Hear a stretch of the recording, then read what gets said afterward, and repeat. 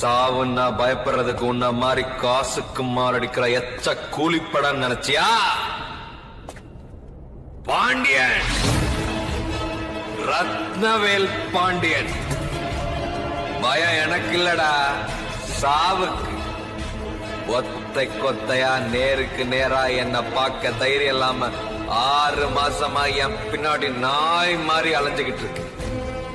ஆனா ஏதோ ஒரு நாள் நிச்சயமா என் சாவு வந்தே தீரும் சார். சாவ நேருக்கு நேரா பாக்குற அந்த நிமிஷம் என் கண்ணுல ஒரு சொட்டு பயம் இருக்க கூடாது.